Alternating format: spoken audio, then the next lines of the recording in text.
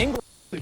Shane scoots by with his patented floater. He's got it on the string and he's ready to motor. Gains every option. Try to stop him. Hey, you double team the other Tigers start rocking. Balls thrown up, fans start to chant. At the swamp, opponents don't have a chance. Jumpers popping, mouths are dropping. You're up by one, your heart's nearly stopping. People love the show, players like it too, cause inside basketball's coming to you.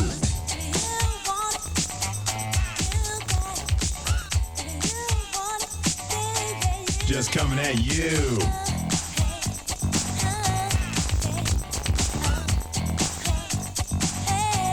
Just coming at you.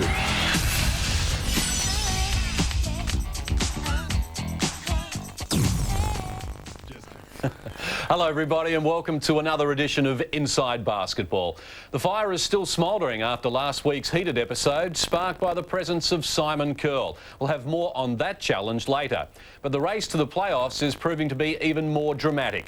West Sydney, Perth and Townsville finding form while Sydney continues to slide.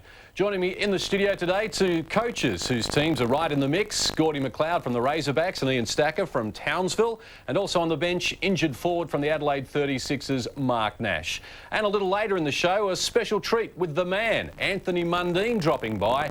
And somewhere in there, Mr. Magic, Steve Carafino, will try and get a word in as well. Yeah, it's going to be tough. You know, there'll probably be a lot more peaceful in here now that Simon Curl's not just throwing bullets at us and we got to dodge him. He keeps us on our toes.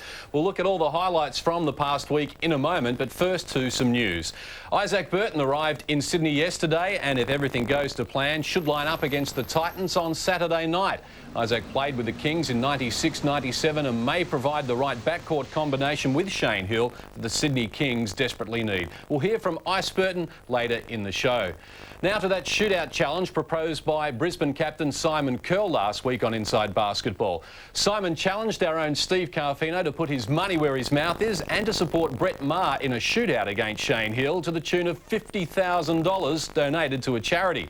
As it is crunch time in the season, both players have declined the challenge. However, the Adelaide 36ers donated $1,000 to charity at last night's game against Brisbane and called upon Sydney and Simon Curl to do the same. Unfortunately, Simon didn't have his checkbook in Adelaide on Wednesday night and the Adelaide crowd thought they'd give him something to think about. Mr. Curl says the offer is still open for his support of Shane Hill in a shootout against Brett Maher and has even upped the ante to $5,000 per shot. He's certainly got some conviction, Steve. Well, he's not even here and he's still dominating the show. Well, Simon gave me a call this afternoon. He told me that Adelaide advertisers Body Naj jumped on Brett Maher's bandwagon for some shooting stats on Brett Maher. And as Simon Curl says, if Body Naj is so sure that Brett Maher is a better shooter than Shane Hill, why doesn't he put up his own money? Well, it just has to happen. What about Mark Nash from Adelaide? How did Brett Maher feel about this saga? Yeah, well, I mean, it was interesting the way it happened, but I mean, Brett wasn't really worried about it at all, and he just wants to get out there and play basketball. But from a player's point of view, we see Brett every day at training, and I wouldn't want to bet against him. Sounds like Mark Nash will put some money in. We'll get this going anyway, Steve, but Simon's not the only one who is hotting up at the moment. That's right. Pero Vasiljevic was 4 for 4 against his crosstown rivals, the Melbourne Tigers. He was feeling pretty good about himself, and some people think a little too good. Pero and Andrew, former teammates with the Tigers. Pero obviously said something to Andrew Gaze, and you got to be thinking, hey, a player like that should be showing the greatest player ever to play in Australia a little bit more respect. And Andrew, obviously a little bit rattled, had to be restrained by his own teammates, and Andrew does not get that argumentative very often. He is clearly rattled right there, saying some words back to Pero, shaking his head. He can't believe it. And Lindsey Gaze, after the basketball game, said this about his former player. Pero, I think, let himself down after the game. You know, you can win in different ways. Pero didn't win with class tonight, and that disappointed us. Certainly were disappointed, and Andrew's reaction, as you say, normally mild-mannered, but obviously we'll have to get to the bottom of that and find out exactly what Pero had to say. Well, so you can usually look at the funny side of anything, but he was obviously very angry at what Pero said, and he didn't appreciate it at all. And I presume from a coaching perspective, both Gordy and Ian, you wouldn't want your players revving up the greatest player next time he plays you. Well, probably the best time to rev him up is when he's in a cast anyway, I guess. But yeah, must have said something because Andrew is usually pretty hard to upset. Well, let's talk about the matches from last weekend. We'll start with West Sydney against the Sydney Kings, just to keep Gordy McLeod happy. His team did an excellent job here. Derek Rucker had one of his best games for the year with 28 points and a game-high 9 assists. John Riley Well, they form a formidable backcourt. Really had 7 threes in his MVP display. And Shane Hill shooting at 30%, but 7 assists. He's still leading the NBL in that category. But West Sydney, they turned on a little showtime of their own with some sweet ball movement. And Sydney has now lost 8 of their 10 games. Their only award this year could be Travis Lane winning the Rookie of the Year award. But they have lots of problems for Isaac Burton to try and fix. And Gordy, fresh off the press, what do you make of the Kings? Well, we were very happy with the way they played. We were extremely happy with the way that we played, and you know, they've beaten us the last few times that we've played. So it was really good for us to turn the tables and to put a performance in the way that we did, because it's something that we've been sort of heading towards. We've been playing quite well, and then to put it all together for 4 quarters, we're very, very pleased. Have you seen Simon Dwight play a better game than that? He was just everywhere on the defensive end. Well, he certainly gave us the platform and made it pretty difficult for the Kings to score inside, and that really gave us an opportunity to run. We got running, and it was good to see the guys loosen up and play some really entertaining basketball. And Mark, you've had a history with Sydney as well. They talked up your game going into Adelaide, and you came up with excellent numbers, perhaps your best game of the year. Did that inspire you? Or? Oh, well, I think as a player, you always like to get up for a Sydney Kings game. They're a team that we definitely like to beat in Adelaide, but I mean, you just have to try and not worry about what's going on in the media, but just get out there and do your job on the court. But it was definitely a very enjoyable game to be a part of. And certainly not enjoyable for the Sydney Kings. They have their problems. Here's what Shane Hill had to say after the match. Well, that's the amazing thing. We talk a lot, and the team has stayed united through all of this trash that we've been playing. It's incredible. The team's like a rock. Well, no one really wants to comment, I'm sure, in Stacker, but I get the impression it's a little bit mental now with the Sydney Kings, more than anything. Well, they're under, every year they're under a lot of pressure. You know, the media in Sydney really ride them hard, I think, and you know, there's no question. The more you talk about it, and probably the more you try and ignore it, the more it's there. And you know, it's going to be interesting to see now whether they can get things back on track for the rest of the season. Well, let's talk about some good news for Townsville. Against Wollongong, outstanding, leading by 50 points at one stage. Steve's going to tell us about the highlights. Oh, that's right. An excellent basketball game from the Townsville Crocs. Rob Rose hit one of his big 3-point shots. In this one, he was 3 for 6 outside the land of plenty as he drained one down. This one, the next shot he shoots outside, it banks off, and he actually had 7 assists to go along with his 7 rebounds in that game. Solid game. Now, we always spoke about how Brad Davison and Peter Crawford can't play well together. Wrong, because those guys combined for 9 for 12 from the field in this basketball game. Also, 5 for 5 outside the arc. Townsville just too strong, 136 to 87. What a shellacking they gave them. In that basketball game, those guys shot, I don't know if you're aware of this, Stags, 39 free throws they made out of 40. And we've been talking all year about teams having problems with foul shooting. Yeah, well, we definitely put together a good game. I think that we wanted to try and put the memory of losing to Cairns on Friday night out of everyone's mind as quickly as possible, and Wollongong, you know, had been feeling pretty comfortable playing on our home court, so it was a good time. It was similar to the West Sydney game. I think it was time for us to beat them at home, and we played pretty good. Well, you mentioned the game against Cairns. That happened on Friday night, and Townsville, well, they led it 3/4 time, but they let this one slip against the Snakes, who had another good crowd in. And Cairns, Ron Kelly, well, he finished with 13 points, but fouled out again.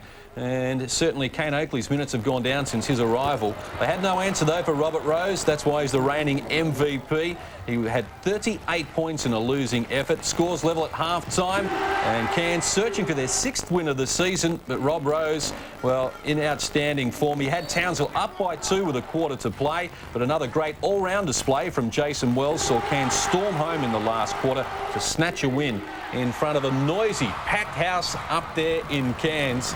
And there's a lot to like about their venue there, their crowd really getting involved. For a young franchise, Stacks, they've really come a long way. Yeah, it was good to be involved in a game like that. The crowd were fantastic, and there's no question they get up for a game against us. But you know, they've got a much better team now, I think, than they had at the start of the year. Wells, obviously, is a legitimate player, and the new guy, Kelly, like, there's no disgrace in us going there and losing to them, because they played well. The crowd were into it. You know, we couldn't hear each other, you know, trying to communicate out there on the floor. So it was a big win for them, and you know, one that we sort of let slip away. As a player, Mark, do you guys feel the same way? You go up to Cairns and everybody's talking about, you know, we were lucky to get one, or you guys even lost one earlier in the year, but everybody has a lot of respect for playing in that venue. Oh, absolutely. It's such a hostile environment once you get up there, but much the same as Townsville. But, you know, Cairns really come on. They've got a very solid team this year, so if you come away with a win up there, you're definitely very happy with yourselves. One of the big matches on the weekend, it was Victoria against Melbourne, and that was in front of the Snobs down south, Steve. Right, I knew you were going to give it to me.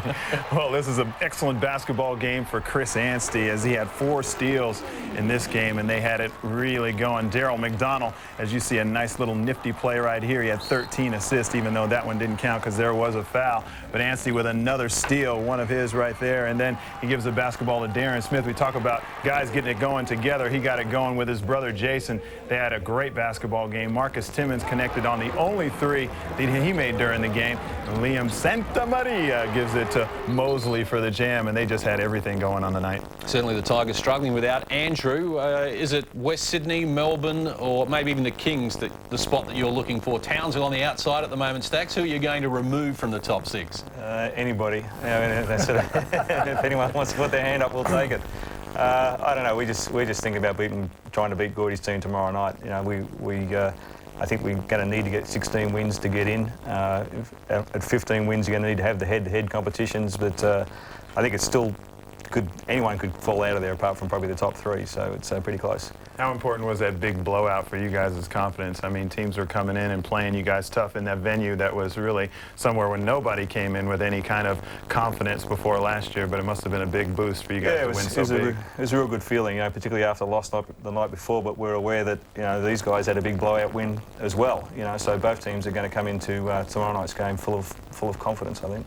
And we'll look at that a little later, but time now for us to take a break.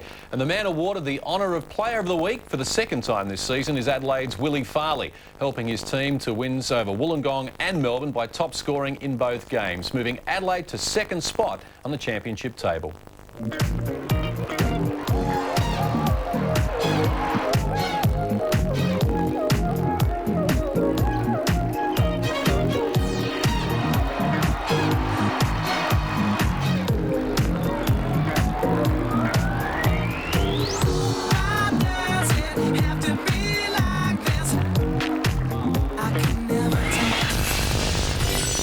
Talking all of that, you know I can't forget about my love. Where the party at? And all my girls. Where the party at? Up in the door. Where the party at?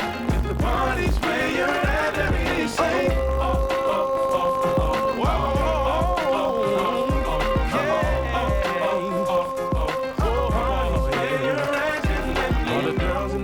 And a side of Mark Nash there we haven't seen since mid-December. I'm expecting you'll be back for the playoffs. Your 2-week injury's up to about 7 weeks at the moment, still in the cast. What's the story? Well, it's been one of those things that's been so frustrating because unfortunately our medical staff had never seen the injury before, and they tried to find out from other specialists, and apparently there's only been really 2 cases from this guy in the States who was supposed to be the guru of ankle. So yeah, it's been about 9.5 weeks now, so yeah, pretty frustrating. What exactly is it?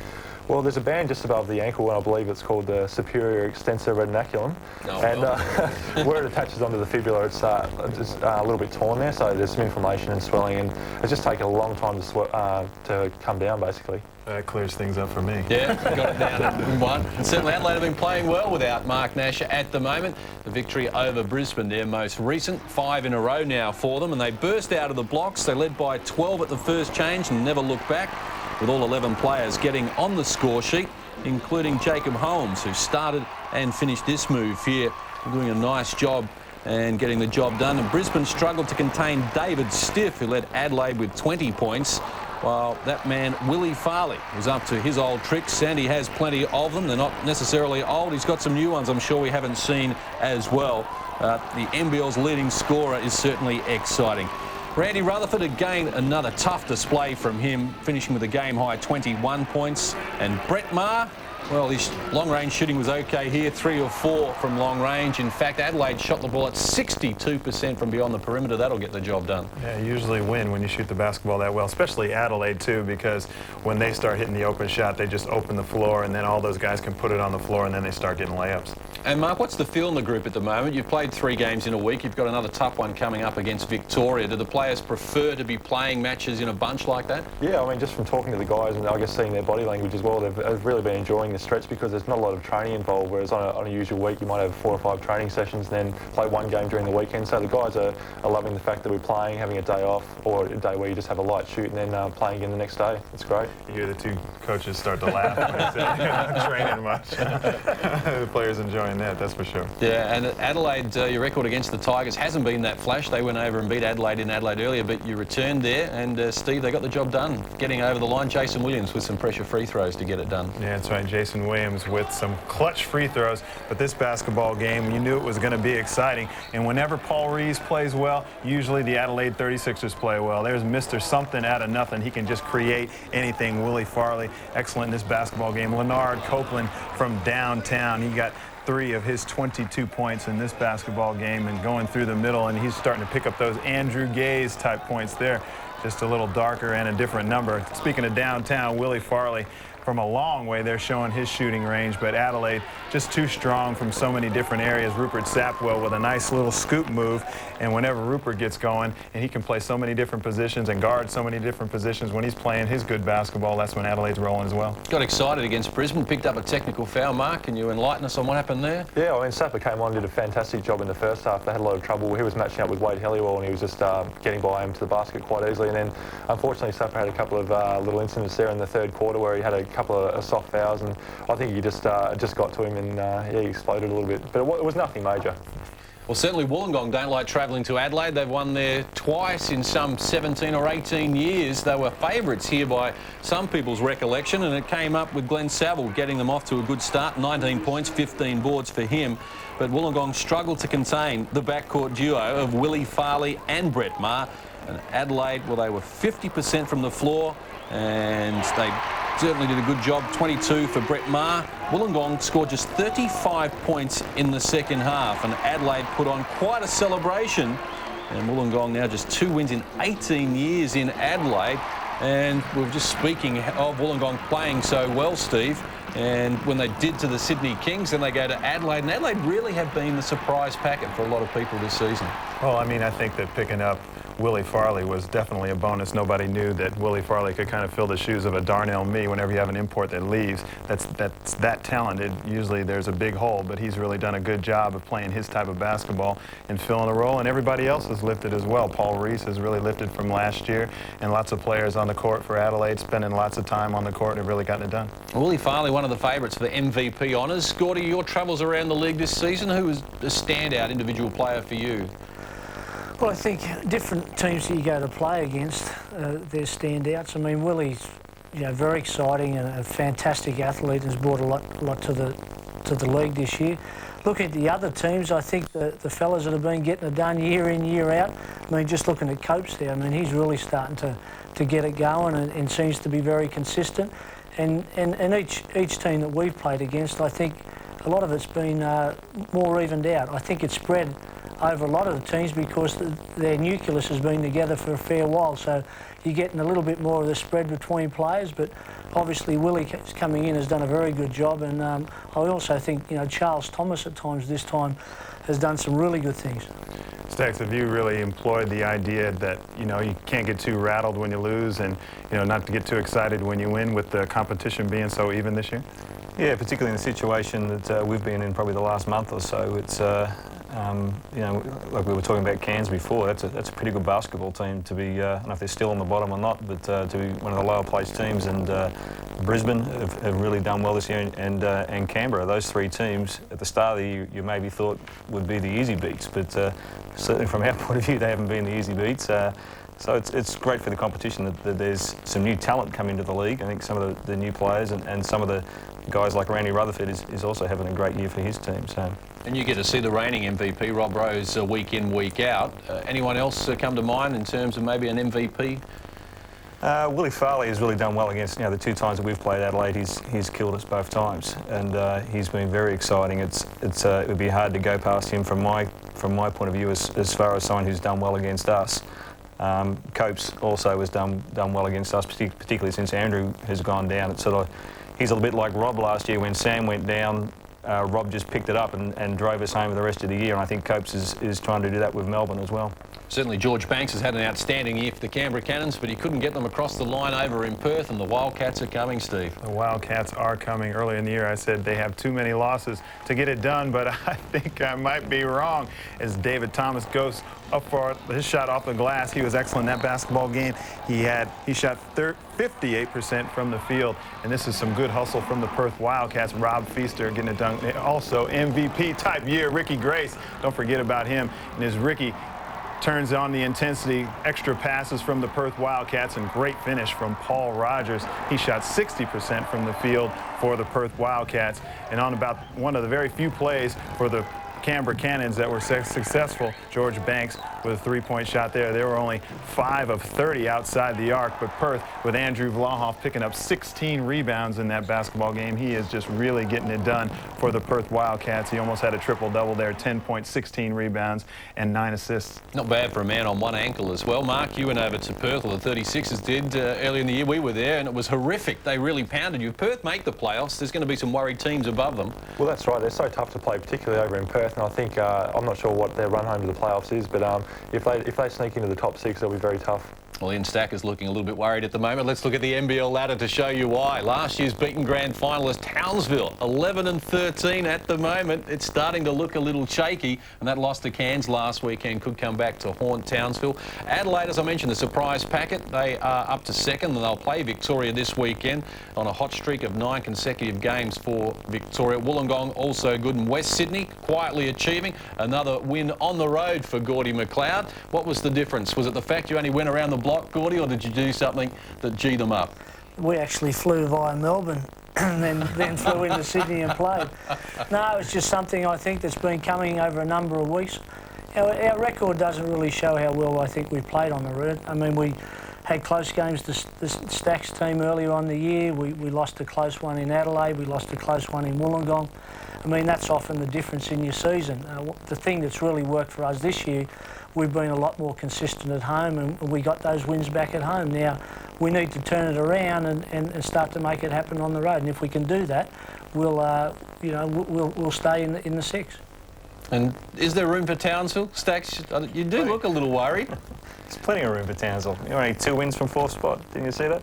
But you're going to have to win, one of these big matches on the road coming up to get there.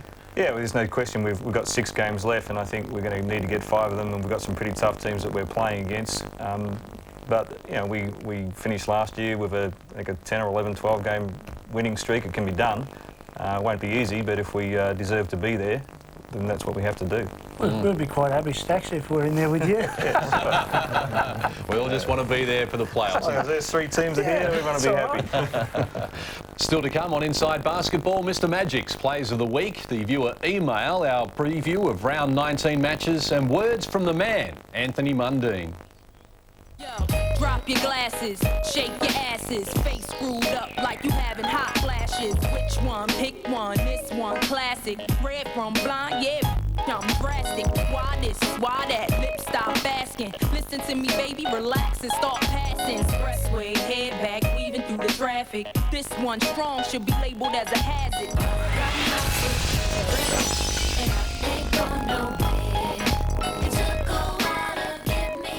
You know you paid the cost to be the boss.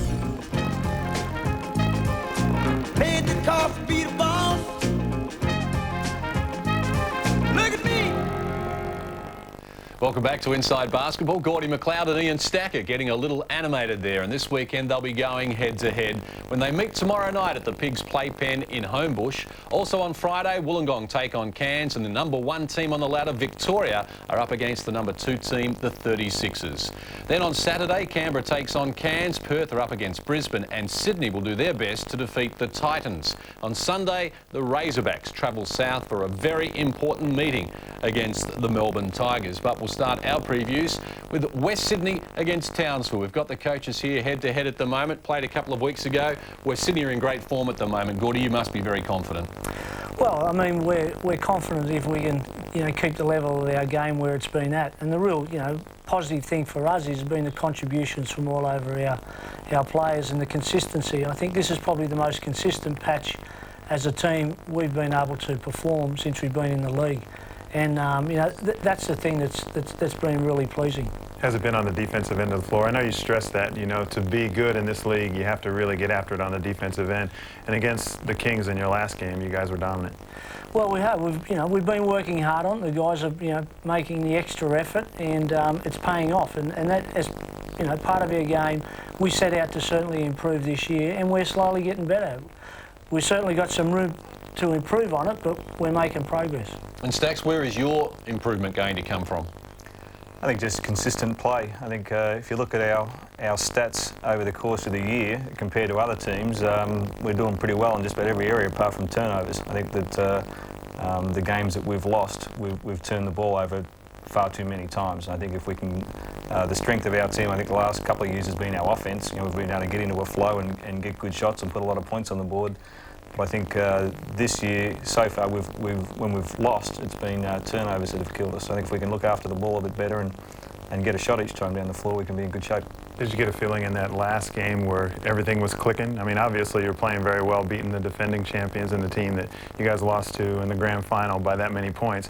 But was it clicking? Like, that feeling, I'm sure, that you're aware of. Yeah, definitely. And I think that we've been able to, we've won our last 4 games in a row at home, and I think we've been able to play pretty well at home. And I think that it's easy to play when there's 5,500 fans going crazy and cheering everything that you do. So the challenge for us is to bring that form to the floor on the road now. And I think that we've always had good games with West Sydney. They've always been close and entertaining games, and we just need to make sure we bring that same sort of passion and energy that we generate at home. One team who is very hot at the moment, the Victoria Titans, on top of the ladder. They host the Adelaide 36ers. Mark Nash won't be in action, but can your boys go back to Melbourne and do it again? Oh, definitely. I mean, the guys are very confident at the moment. We've got a nice little winning streak going. And last time we played the Titans was in Adelaide, and they gave us a bit of a touch-up at home. So we're definitely looking to get one back on them in Melbourne. Do you think defensively your team has made the adjustments? I mean, losing you, I know you're going to give me a modest answer here, but losing you, you're losing a very versatile defender that can guard a couple of different positions. Yeah, well, I think our team defence is actually quite underrated. I mean, the guys work very well out there together, and we've got someone like Willie Farley who's always in the lanes picking off passes, and I think the offensive guys are probably second-guessing themselves sometimes because he's just so quick, and before you know it, he's down the other end dunking the ball. I saw Gordy nodding with approval. You think Adelaide's D is pretty good as well? Yeah, I think they are a little bit underestimated, and I think they have been for a few years. When they won the championships, I think that was part of their game, which really set the platform for them to go and have their free-flowing offensive game. So, yeah, I think them and a couple of other teams' defence a little bit underestimated. Well, certainly a busy weekend for Victoria because they will be heading to Sydney to tackle the Sydney Kings in the second leg. And we've seen teams be on top of the ladder, lose 2 in a weekend and be about 4th after the dust has settled, Steve. Well, I spoke to Brett Maher yesterday and he said that he's feeling really good, and this would be nothing better than to see where their team is at, because if they can knock these guys off, he feels like they're the best team in the competition right now, and that would do nothing but give his team that boost. He's been saying for so many games now that we're one good win away from being a good team, and who better to do it against than the best team in the competition. And for all our viewers watching down in Melbourne, get along to Vodafone Arena on Sunday because West Sydney are going to break their drought and win in Melbourne for the first time ever, aren't they, Gordy? Well, we certainly hope so. I mean, if we can take our game with us like it's been for the last few weeks, we'll certainly give ourselves a very good chance. Do you think the Tigers are still going to be able to force a spot in the 6 for themselves? Well, I think that they've showed signs over the last few weeks of coming to terms without Drew. I mean, it's pretty hard, when a team has had a player like him in for so long, not to be dependent on it. And it's, the number of games that they play without him, they're going to slowly get better and make some adjustments. So it's really important that you've seen that, Copeland's and Timmins has stepped up a bit, and Bradkey is always consistent, and now those other guys are starting to feel a little bit more confident. So it's important we go down there and set a good tempo early. In that game, who will match up against Mark Bradkey? Well, it's always pretty hard. I mean, Dave Dave has done a good job of, getting in there and being physical with some players. So, Dave normally gets the task on Mark, but, whoever matches up on Mark, it's going to be tough. I think the big thing what most teams try to do is make Mark work at both ends of the floor and get him to have to run and chase people at the offensive end of the floor and just try and wear him down. But it's a pretty tough assignment to keep his numbers down, and he's been very, very consistent over a lot of years. Certainly has been a standout. Well, time now for us to thank Mark Nash for joining us here. Speedy recovery. Look forward to seeing you back before the playoffs. Thanks, guys. And replacing him after the break, Anthony the Man Mundine will take his place. Before then, though, let's look at the WNBL results from round 16, with Canberra narrowly defeated.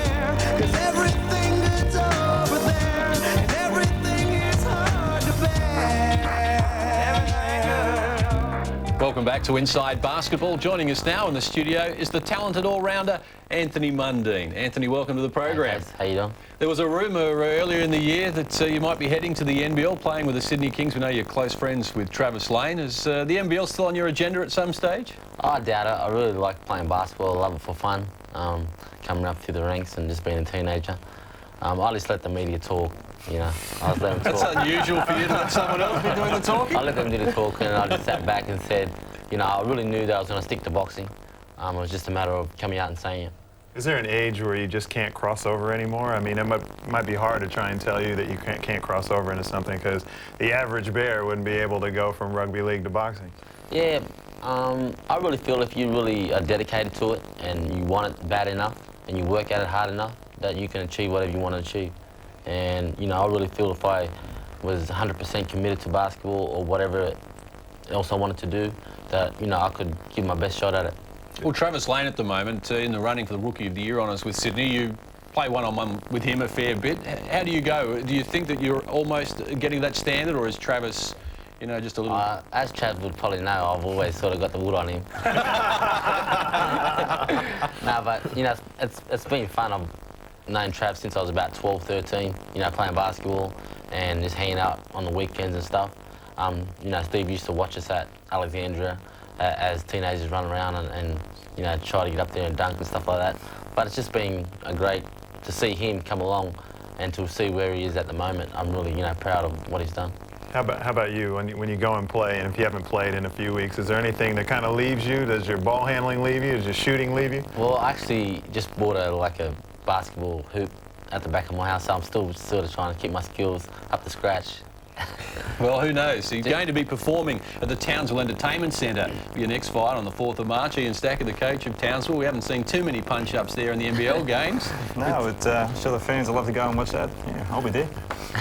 Check it out. It should be good. It's my comeback fight. I'm really looking forward to get back into the ring and, trying to make that step every time I fight back towards getting another title shot. I'd love to fight Ochi again, but it's just about negotiations and politics within the sport. Well, another man on the comeback trail is Isaac Burton. He is here to play with the Sydney Kings, and Steve Carfino caught up with him. Isaac, welcome back. Thank you. Thank you. I appreciate it. Happy to be here. Very happy. Did you think you're going to make it back to the Australian shores? Not really. Not to play basketball. I knew I'd make it back, but I didn't know I'd be playing basketball. But, the way things turn out, I'm here. I'm happy to be back, and I can't wait to get it started. Okay. You want to touch on the inevitable so we can get it over with? Yeah. I mean, I know it's a lot of speculation about me and, whether people can trust me about what happened. It happened in college. It was in '93 when it happened. Young boy, it wasn't like I missed baskets to lose the game or anything like that. They got me for accepting money because I knew what was going on, but I didn't say anything. So, I mean, it's something you go through. You go through life, through situations, and if you want to become a better man, I think you have to learn from your mistakes. And I learned from my mistakes. It was something that happened, a long time ago. It's nothing that happened current or anything like that. So it's behind me. I'm just going to tell y'all so y'all can get it behind y'all so I can play some basketball. You had a great relationship with Shane Hill last time you guys were Kings together. You think you can pick up where you left off? That's my goal. That's my plan, to pick up where it left off. I got some unfinished business here. I mean, '96 was a fantastic year for me. My first stint overseas, and to meet Shane and to play the way I played was just a shocking surprise. But I'm back here to put the piece back to the puzzle. I think the team is lacking confidence, and maybe with my confidence that I bring and my defense and whatever it takes for the team to win, that's what I'm here to do. Brett, was it important to have any import like Isaac come in and feel like you could have him fit right in, personality-wise? He was really the only person that we would have brought in at this stage of the year, and I know that being as down as we are at the moment, we're not going to bring Randolph Childress back. We're not going to ring up an agent and say, do you have any players available? There's a chemistry issue that incredibly has yet to falter with our team. And in fact, at the moment, at times you feel like, hey, that's all we got left. Now we got to find some confidence and get going. I think that Isaac, having played with 5 of the 10 guys that I presently have, the respect that the people that have played with him have for him, and the excitement that I think he can bring back to this city, maybe that jolt that we need. I feel like we're one game away from feeling good about ourselves again. And Isaac, you know, at this stage of our year, was the only person that we were going to bring in. Well, certainly a lot of pressure on Isaac Burton. He does have good numbers in the NBL, 21 points per game, 6 rebounds, 4 assists, 3 steals on average. He can certainly get the job done, Steve, but he wouldn't want to get injured. They've got 8 games left, Sydney. He has to play 7 of them to get to the playoffs. Well, I think if he does get injured, they'll just prop him up in the corner for like a minute, maybe 30 seconds, and then sub him right out so he'll be eligible. But I think the reason that he's here is not only because he's a flamboyant player and can score, but mostly it's the rock-solid defense that he has been known to play. And over in Greece, he's been playing some good defensive basketball, and I think that's what Sydney needs. They just need a little bit more of a defensive core, and then one extra athlete out there is definitely not going to hurt. Well, we've seen Anthony at NBL matches with the Sydney Kings Stadium. It is a little bit confidence-wise for them at the moment. They're lacking it. Now, you're not a person who lacks confidence. Do you get that impression at the games you're at the Kings? Because they have all the tools there, they have the great players, but at the moment it's just not happening. Yeah, I mean, coming from a professional team sport as well, rugby league, you know, you hit the wall sometimes throughout the season, and you might lose 2, 3, 4 on the trot, and it's just getting that first win that you need. And once you get over that first win, then pretty much all that confidence comes back within the team, within the players, and they come out and start to play better and feel good about themselves. Well, let's hope it is around the corner for them. Stay with us here on Inside Basketball. After the break, it's time for your input with our viewer email of the week. Mr. Magic reaches new heights with his plays of the week.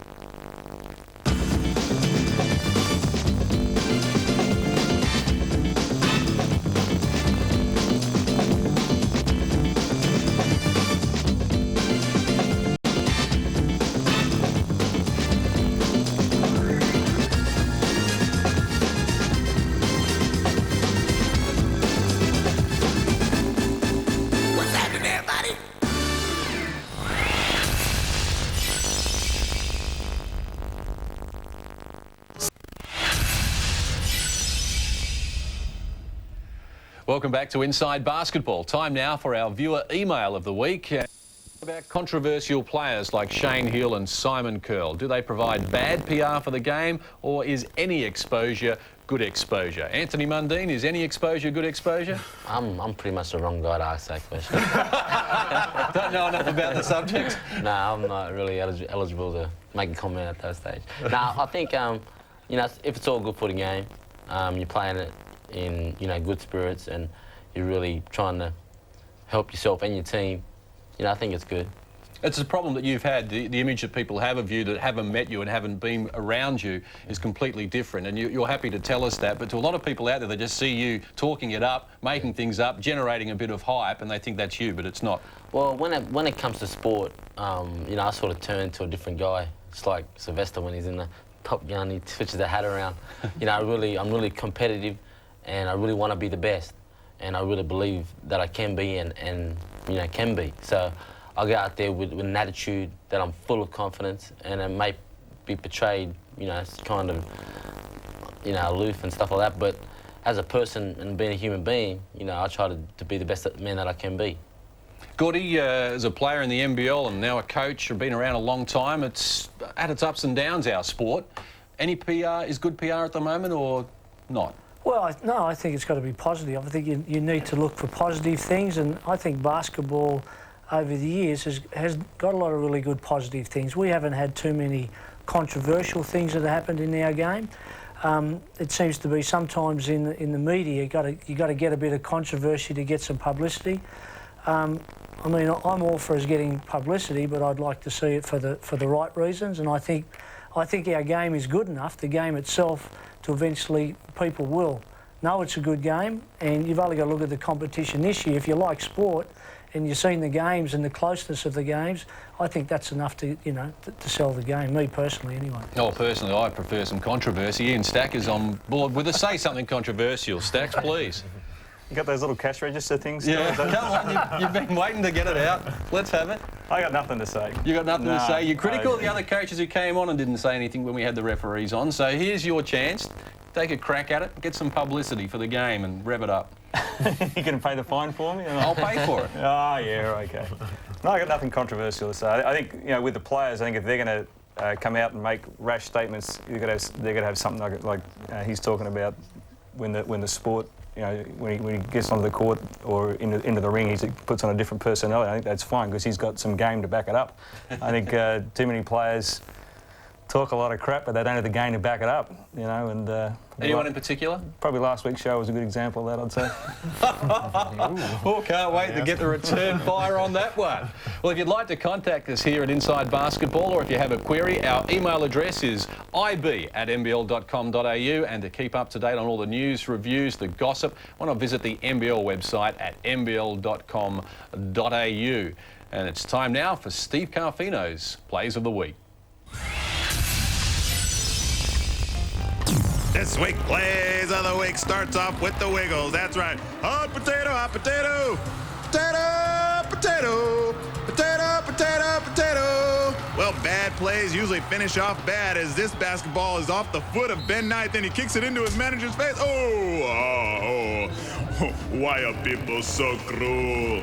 Heads up play of the week goes to Jason Wells as he throws the basketball off the ass of Pat Reedy. He must have a flat one because he got a perfect bounce. The only man good enough in the league to pass to himself is D-Mac.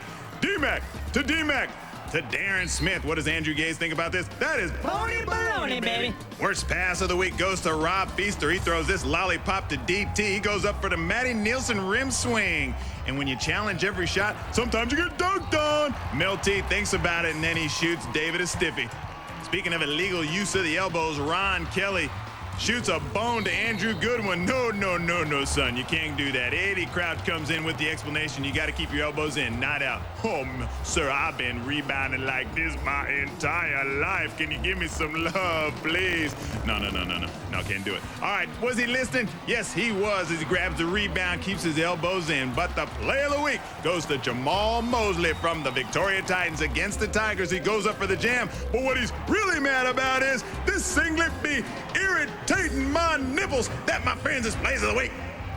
You got someone else writing your stuff? Steve Carfino has done it again. I think D-Mac at least should get 2 assists on the stat sheet for that. Oh, no. To himself and then to a teammate as well. He's a great player. I mean, he's the type of player when you're playing with him, you got to keep your hands up. He's going to hit you in the head, that's for sure. So the race to the playoffs, gentlemen, is certainly heating up, and no doubt you're going to enjoy these last few weeks, Gordy. Well, I hope so. I mean, I think it's going to be great for the fans to... And with so many teams still in the race, I don't think there's ever been so close where you have basically 9 teams can still all make it and no one's guaranteed to make the playoffs. So it all goes well for a good end of the season. And Stacks, good luck to you in the race home as well. Thanks very much. Anthony Mundine, nice to have you on board as well. One day in the NBL singlet, we hope. Thanks. And Steve, we'll see you again soon. All right. Trust you have enjoyed our show. We'll be back again next week here on Inside Basketball.